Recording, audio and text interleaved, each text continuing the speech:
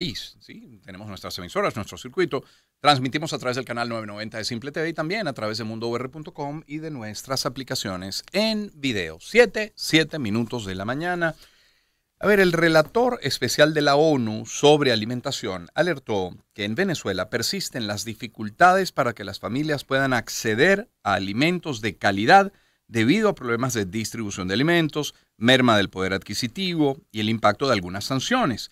Casi 82% de los venezolanos viven la pobreza en términos de nivel de ingresos, 82%, repito, y 53% está expuesto a la pobreza extrema con ingresos insuficientes para adquirir una canasta básica de alimentos. Son cifras que se desprenden de este informe del relator especial de la ONU sobre alimentación, quien estuvo de visita en Venezuela hasta el 14 de febrero. Bueno, sobre ello hablamos en su momento y volvemos a hacerlo con la doctora Marianela Herrera. Es médico con posgrado en nutrición clínica de la Universidad Simón Bolívar, miembro del Observatorio Venezolano de la Salud, investigadora del Centro de Estudios de Desarrollo CENDES, profesora de la Universidad Central de Venezuela, miembro del Consejo Directivo de la Fundación Bengoa. Doctora Herrera, gusto saludarla. Igualmente, Román, mucho gusto de saludar. Doctora, conversamos hace un par de semanas a propósito de de la llegada al país de de la delegación, del relator. Le preguntábamos entonces a usted, doctora, por el panorama que se encontraría el relator. Luego de leído el informe, ¿cree que sí, que se ajusta a la realidad, que coincide en lo que usted creía que se iba a encontrar y lo que en efecto describe ese informe? Claro, en la mayoría de los aspectos, pues sí, coincide con todo y realmente, menos mal que tenía alguna información para que el relator pudiera llevarse un panorama real de lo que está ocurriendo. Nada más el hecho de que reconozca que hay un 82% de personas en Venezuela Mm. en situación de pobreza y que más del 50% tiene pobreza extrema, vive en pobreza extrema, ya es un indicador de que realmente se lleva una impresión más ajustada de la realidad de lo que podría haberse llevado una persona externa en ocasiones anteriores. Mm. Es difícil ocultar la realidad que vive en esto. Doctora Herrera, ¿siente que sobra algo del informe? ¿Siente que falta algo en el informe? Pero más allá de eso, ¿qué se hace con la información? Es decir, se da esta visita, se dan esta serie de reuniones, se levanta el informe, se presenta el informe. ¿Qué debería hacerse con esa información dentro y fuera? ¿Qué se puede hacer desde ambas instancias, dentro de Venezuela y fuera de ella? Bueno, fíjate, Román, esa es la pregunta de las 60.000 lochas, porque, y ayer justamente tenía oportunidad de conversarlo con colegas Ujú, internacionales que trabajan también en seguridad alimentaria, y en general hay una percepción de que los informes en general ujú, se quedan cortos cuando hacen recomendaciones, porque las recomendaciones no pueden llegar solamente hasta hacer promover esfuerzos para garantizar algo que queda definitivamente de una forma muy etérea. O sea, realmente esas soluciones parecieran no ser factibles desde el punto de vista real. ¿Cómo se hace para reforzar las intenciones de o los esfuerzos de para garantizar algo que queda en el buen entender em, destinado o promoviendo o quizás haciendo un llamado a la voluntad política de quienes tienen el poder de decisión y llevar a cabo ciertas acciones? Quizás hay que tomar acciones más inclusivas, más mancomunadas, que incluyan a todos los sectores sociales para que entonces la ciudadanía, desde el poder ciudadano, pueda decir, tengo estos problemas, participo y exijo, porque tengo derechos y también tengo responsabilidades. mm. Entonces, eso era como un planteamiento que de verdad, porque desde todos los informes que hemos visto sobre sistemas alimentarios, sobre recomendación a violaciones de derechos humanos, en particular a la alimentación y salud, que era el tema que ayer Sí. conversaba con estos expertos y realmente todos sentimos que hay una falla en cómo en el diagnóstico puede estar bien. Y fíjate, bueno, las sanciones, entendiendo que las sanciones están incluidas en el informe como agravamiento, más no como origen del problema. Entonces, eso lo podemos entender. Pero en el tema donde nos quedamos un poco fallos es ahora qué hacemos, eso mismo Claro. que tú dices, esa es la gran pregunta. ¿Qué hacemos ahora y cómo lo hacemos? ¿Cómo se traduce eso en acciones que realmente resuelvan la problemática del venezolano? Si estuviera en sus manos la decisión de tomar medidas, de adoptar medidas que podríamos hacer dentro, para no hablar de fuera, de los organismos internacionales, pero dentro. Dentro hay que empezar por poner acción en cosas muy básicas, o Ejemplo. sea, hay que alocar fondos, hay que destinar fondos Ujú. a resolver problemas estructurales que ya tienen que empezarse a resolver acompañando las intervenciones de la emergencia que se necesitan. Nosotros no podemos, por ejemplo, seguir recuperando niños nutricionalmente hablando para que después lleguen a una casa sin agua, sin electricidad y sin gas.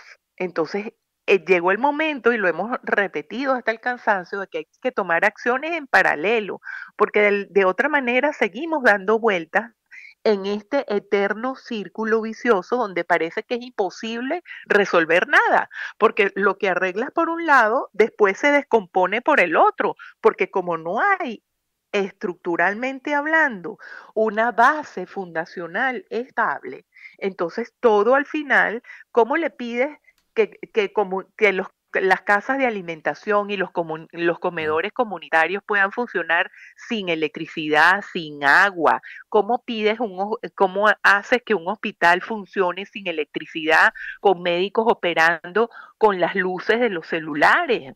Entonces realmente ahí tenemos unas trabas enormes y que tienen que comenzar a pensarse desde lo real, desde lo posible y destinar a hacer y es igualito como en la vida de uno establece prioridades, entonces aquí hay que priorizar lo que hay que hacer y esas prioridades creo que por lo menos en el área de salud y alimentación no han estado claras.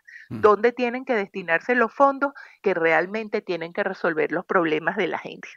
Y ahí, el día que nosotros logremos dar ese brinco, vamos a dar un paso en firme Ajá. hacia el progreso y el desarrollo. Es la doctora Marianela Herrera que nos acompaña. Doctora, porque yo podría preguntarme también, bueno, ¿qué puedo hacer yo desde lo individual? Y uno dice, bueno, hay iniciativas suficientes, muy buenas, muchas de ellas, muy bien organizadas, la olla solidaria, tanta gente que se dedica o ha dedicado a repartir arepas cada mañana. ¿Podríamos aspirar a más y recuperar aquellos programas como el vaso de leche escolar o el programa de alimentación escolar, el PAE? Pero la verdad es que la solución no la tengo yo en mis manos. Yo puedo colaborar, eso sí lo puedo hacer, pero la respuesta a esta Claro. situación escapa de mis manos. Por supuesto, y ahí es donde estamos con este problema, porque además tienes que acompañar esas acciones para que sean sostenibles. Y eso pasa por el empoderamiento de la gente y eso pasa por la educación Ujú, en salud, en nutricional, pasa por una serie de elementos que sí dan resultados. ujú, Nosotros lo hemos vivido, sí, nosotros hemos tenido verdaderamente excelentes experiencias. Cuando nosotros nos toman esta crisis en Venezuela con comunidades que ya venían empoderadas y trabajadas e intervenidas nutricionalmente hablando, esas comunidades superaron y han hecho frente a la crisis mucho mejor que las que no estaban intervenidas y educadas, porque esta gente sabía qué hacer con lo que tiene y sabía cómo redireccionar los recursos para poder enfrentar una situación de desventaja. mm. Pero si tú no lo sabes y además no tienes ni siquiera la infraestructura, ¿por qué no se han podido instalar los programas de alimentación escolar al final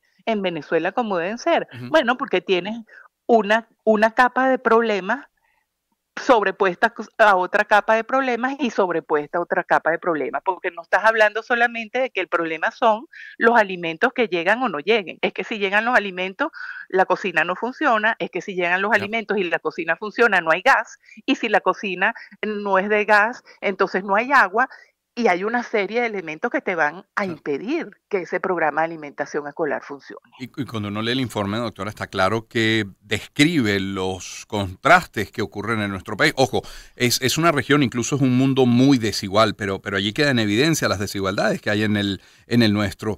Fíjese que habla una de las cifras con las que iniciamos esta conversación. 53%, es decir, más de la mitad de los venezolanos tienen ingresos insuficientes. Bueno, siendo que eso es cierto, doctora, ¿a qué alimentos le está dando prioridad ese venezolano, el más afectado, el de menos recursos?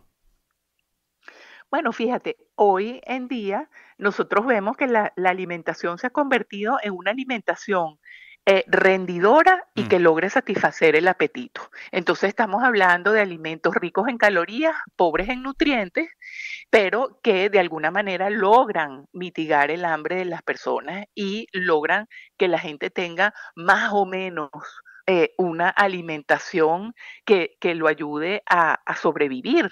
Entonces, una dieta de sobrevivencia basada en alimentos rendidores y de emergencia. Y si te pones a ver, las canastas básicas de emergencia a nivel mundial son arroz, sí, lentejas, algún tipo de grano, aceite con alguna fortificación y la sal yodada, que es importante. Entonces, con esos cuatro alimentos se supone que una persona puede vivir. Ahora, como me decía ujú, una señora en una comunidad, me obstiné de comer lentejas, claro, pero tengo que comer lentejas porque no puedo cocinar claro. caraotas, porque la caraota negra me gasta el gas, porque Mire, tarda mucho más tiempo en cocinar. uf, Y eso lo veníamos viendo, ese cambio, desde los primeros problemas con el gas, con la distribución de gas. Por allá en el 2010 empezamos nosotros a ver ese cambio. Eso fue un cambio lento y la sí. gente lo iba, no, ni siquiera se daba cuenta, a menos que estuvieras metido estudiando la problemática. Y era tan difícil explicarle a la gente lo que estaba pasando en aquel momento. ¿Ah? Sí. Pero entonces ahorita llegamos hasta un momento en que realmente entiendo, esta señora me dice, ya yo lo que hago es comer arroz con lentejas todos los días, mañana, tarde y noche. ¿Ah? Sí, Porque eso es lo que me rinde, eso es lo que puedo cocinar y eso es lo que podemos hacer en esta casa. claro. Y menos mal que tenemos, y como decía ella misma, y menos mal que tenemos arroz con lentejas porque hay gente que no tiene. Sí, claro. Doctora Herrera, muchísimas gracias por atendernos esta mañana.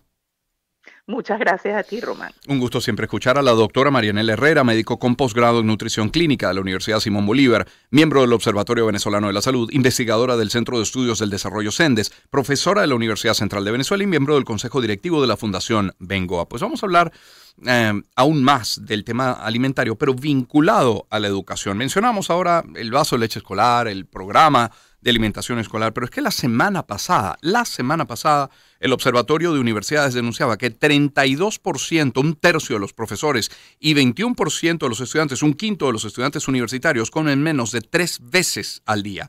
45% de ellos han tenido que vender o intercambiar bienes para poderse alimentar. Y es la razón por la que también el día de hoy hemos querido contactar a Tulio Ramírez, sociólogo, abogado, profesor titular de la Universidad Central de Venezuela, de la Católica Andrés Bello y de la UPEL, director del doctorado de educación de la UCAP, rector suplente del Consejo Nacional Electoral. Doctor Ramírez, qué gusto saludarle, ¿cómo está?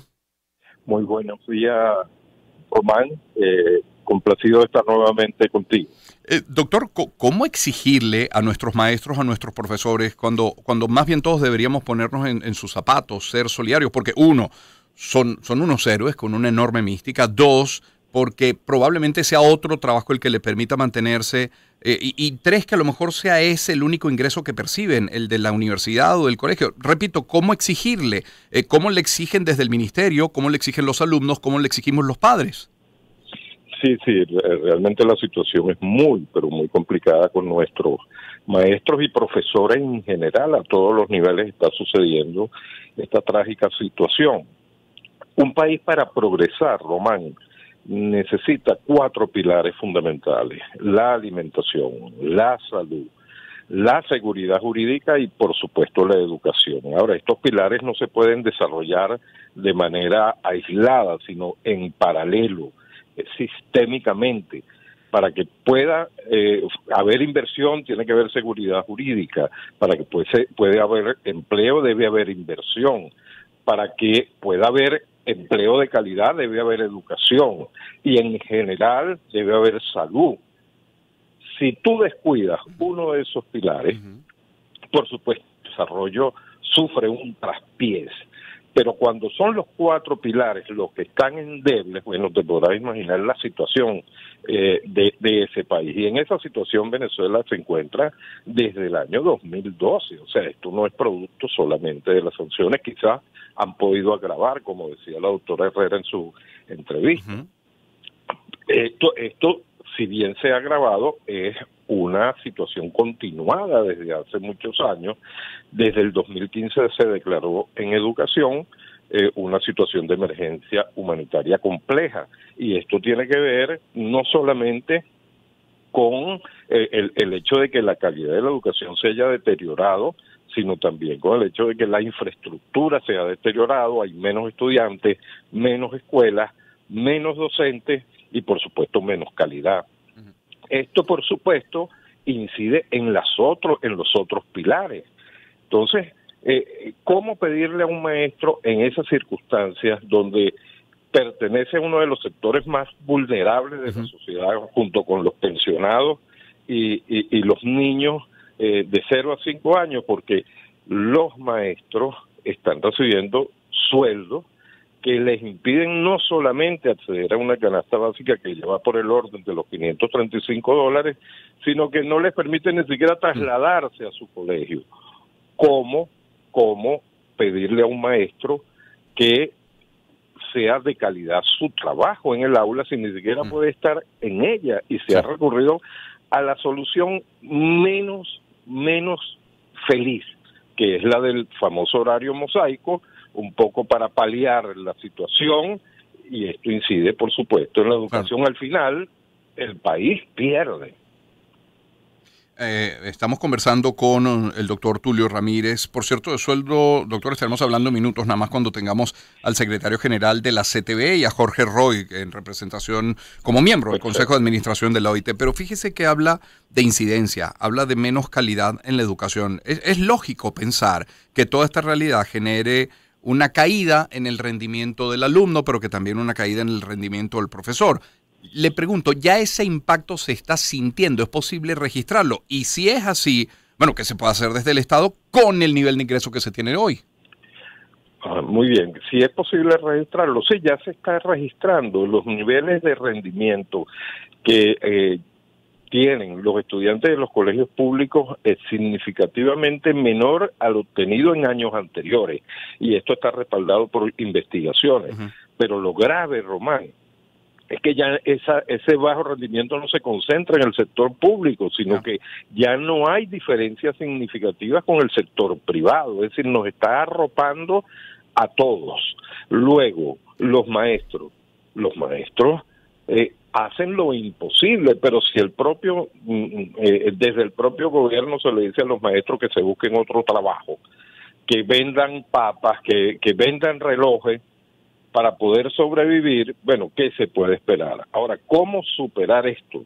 Mire, tiene que ver con políticas públicas. Claro. Políticas públicas que no deben atender solamente a un aspecto, sino, como te hablo, de manera sistémica a varios aspectos, porque la incidencia en la educación tiene que ver con el tema salarial, pero el tema salarial tiene que ver con la inversión en empresas que generen empleo. Eso tiene que ver con seguridad jurídica. Es decir, es tan complejo el asunto que si bien buena parte de muchas ONG hacen lo imposible por colaborar, ofreciendo platos de comida gratuitos o ayudando pedagógicamente a estudiantes desde espacios fuera de la escuela. Esto son políticas muy precarias, de muy poco alcance. El tema es mucho más estructural. Claro. Los economistas coinciden en pensar que este año, siendo año electoral, habrá un mayor gasto, que habrá más dinero en la calle. ¿Cree que haya dinero para la alimentación del venezolano? No sé si para la alimentación del venezolano. Lo que me he dado cuenta es que ha habido mucho dinero para montar espectáculos. Ya. Gracias, doctor Ramírez, por acompañarnos esta mañana.